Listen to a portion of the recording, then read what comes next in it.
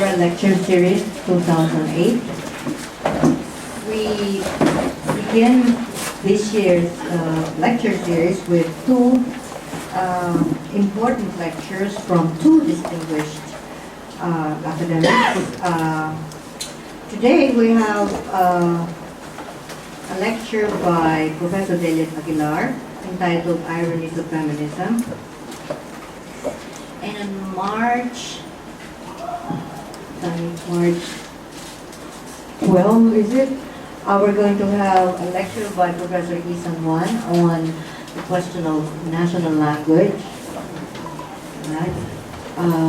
So there you are for the opening salvo for 2008's Critical Cultural Lecture Series.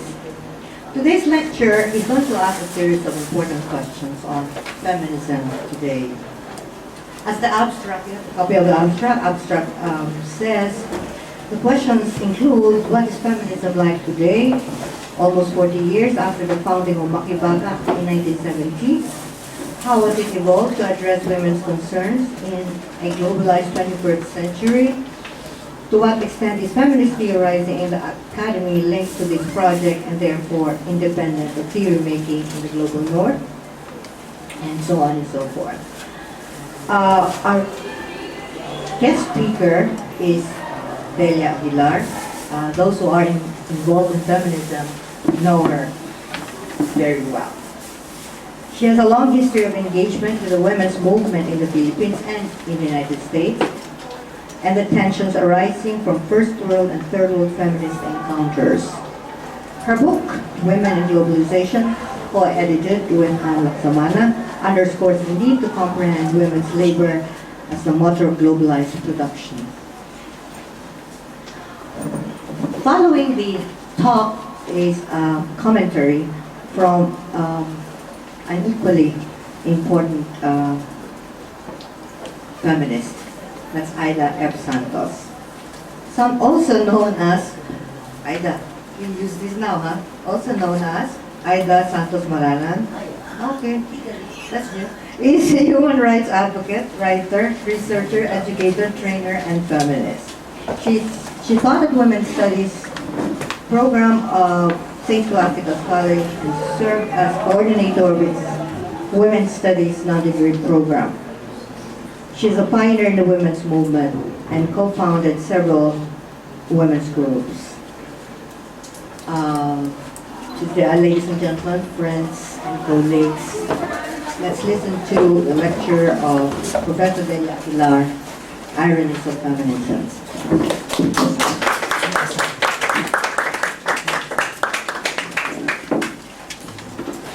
Thank you, Lulu, and also thank you to the Critical Cultura Group for setting up this program.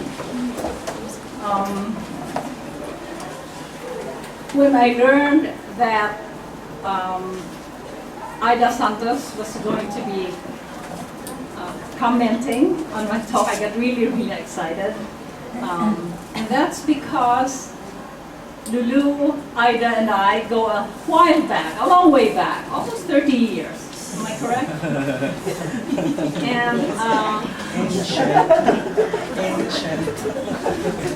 we haven't actually talked in a long time. We've had moments of meeting, but we actually haven't talked about feminism, right? And we actually don't know how each other thinks about the whole thing. So if you don't mind, I'm going to use this meeting to recount a bit of history of the women's movement in the Philippines. Earlier this afternoon, I was talking to Andy. Is Andy here? Yes.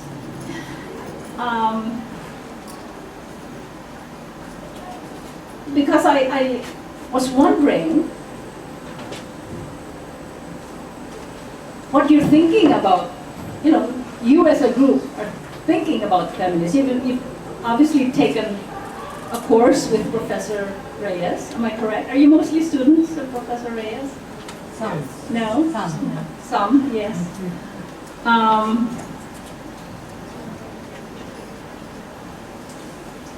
And so I'm not sure that you have some understanding of where the women's movement in the Philippines came from. Are you, for example, aware of Makibaka at all? No. Okay.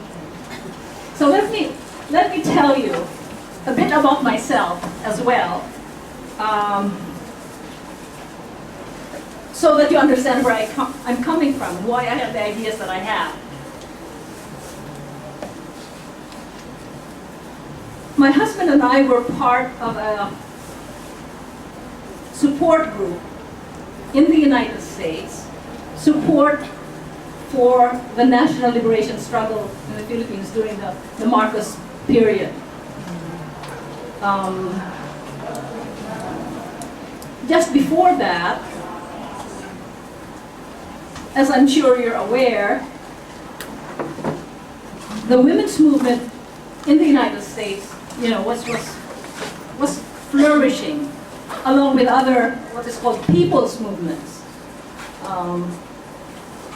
That was a time of great ferment. The civil rights movement, the women's movement, Black Power movement, Chicano movement, Asian, all of that. And of course, in the third world, national liberation movements. It was a very, very different time. So, I got interested in feminism as part of this whole progressive movement. In 1973, I was asked to teach a women's studies course at a university in the United States. And that was 3 years after the founding of Makibaka. Makibaka was founded in April 1970. And of course, when martial law was imposed in 1970, it went underground. What I want to emphasize here is that Makibaka was not a feminist organization. And I stress that. I hope you don't mind if I walk around. I stress that because maybe 10 years ago, I attended a presentation by a Filipina scholar in the United States, in which she talked about the history of the women's movement in the Philippines.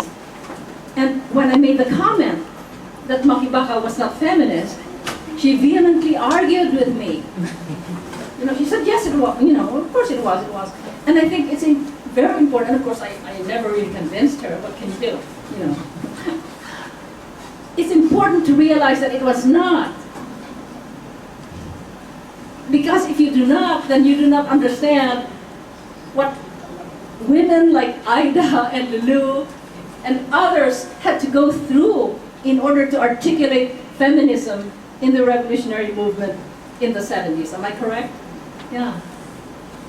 Because Makibaka was part of the national liberation movement. Its position on women was that women would be liberated with the success of national liberation. In other words, with the attainment of national sovereignty.